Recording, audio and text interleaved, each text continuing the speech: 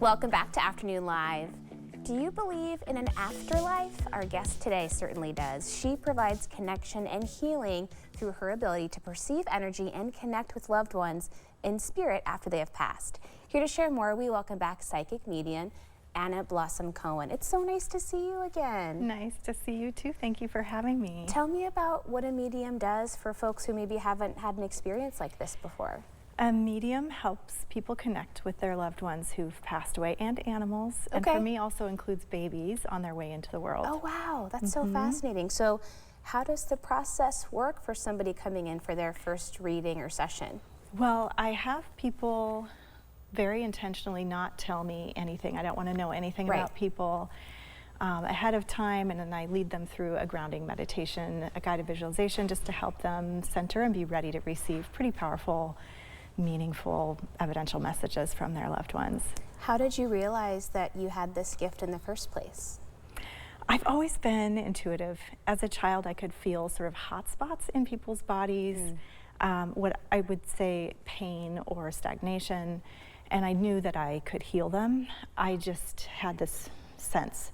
But then I went off and had this whole career in the fashion industry, and then eventually, you know, my intuition was part of all of that, part of all of the success of that, and then coming back home and continuing to listen to that intuition, sort of it unfolded right in front of me one day. I was just given this information that was very mundane but very concrete, and it was sort of like a, wow, I have this ability, I think I have to say yes to this. And as soon as I did, immediately things started unfolding for me, and I realized that I was a medium and that I could do this work, and it was so powerful that I was, even though I had a very successful career in the fashion industry, it just became less important than helping people in this way. How fascinating to have that kind of moment where it's just undeniable that this is going to be your path forward, and then, you know, the vulnerability to follow that voice, right? Yes, I mean, that's what I feel like I help people do all the time, is listen to that voice. That is what it's all about. So tell me how you experience this communication with someone's loved one who's departed that they're hoping to connect with. Yeah, so often I'll feel something, it sort of works within my sensory system, so I'll feel something physically, like my heart will flutter if I know someone has had a heart issue, or I'll feel a tingling or a sharp little quick pain in my head if someone has a head injury or brain issue. That's more on the physical side. I might know that it's a combination, you know, I might just know that they were a doctor. I could see how they organize information in their mind and how they understand and perceive the world. Or I might feel that they were very religious, or they're, you know, many different things kind of pop up about the personality, how they passed, who they are, and really they validate the person who's sitting in front of me, or people, by reflecting back to them who they are, really at a soul level. It's so powerful. Is a big part of the experience for someone just knowing that that loved one is still present with them in their life? I imagine that's something that people seek from you a lot. Yes, yes, definitely. They want evidence, and they want to feel like their loved one is okay, and they are.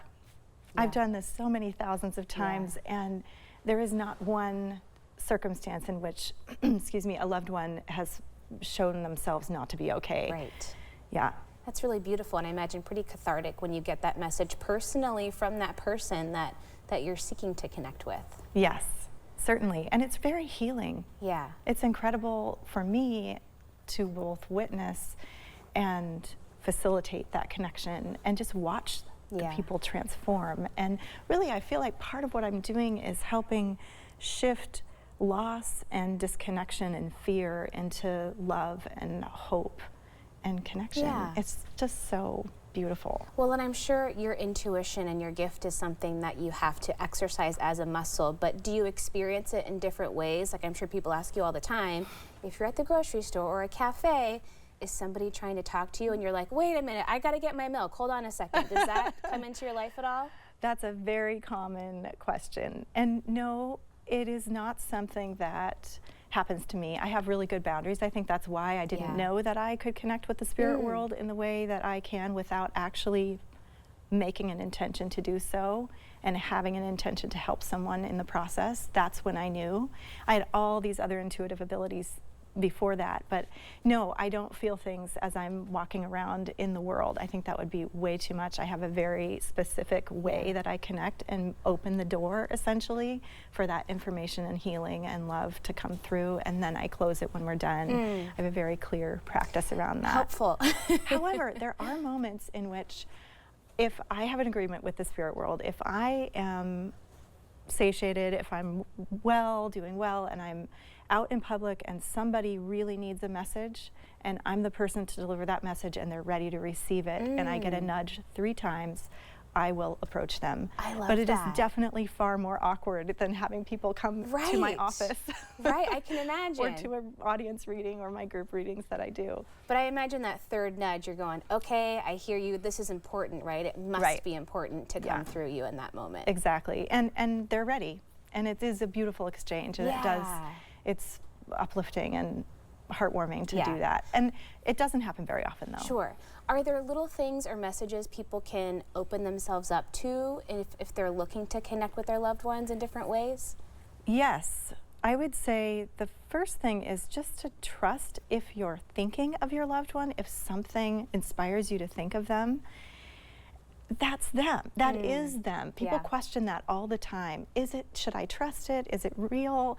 Or if these synchronicities consistently happen around when you're thinking about them, or you seem to always see a hummingbird when you're thinking about them, or you know that feeling in you sort of rises up as a potential, trust that. And the more we say yes to that, the more we give the opportunity for the spirit world to connect with us more. We're building that muscle, we're building that communication, bridge so that we can keep receiving. Yeah, and how comforting just to let that in and accept it and go, yes, they are here and they are trying to send me a message, so I'll receive it. Yeah, it's so wonderful to allow them in because they are here. I mean, I'm saying this because I've just been blown away by all the evidence that I've seen over the many years that I've been doing this. And so just allowing their love in is so beneficial in so many ways, and it helps us all to calm all the noise that's happening in our lives and come back to trust. Yeah, absolutely. It is so fun to chat with you about this stuff. Thank you so much for stopping by. Likewise, thank you for having me. Okay, we will have more information on our website at katu.com. We'll be right back with more Afternoon Live right after this.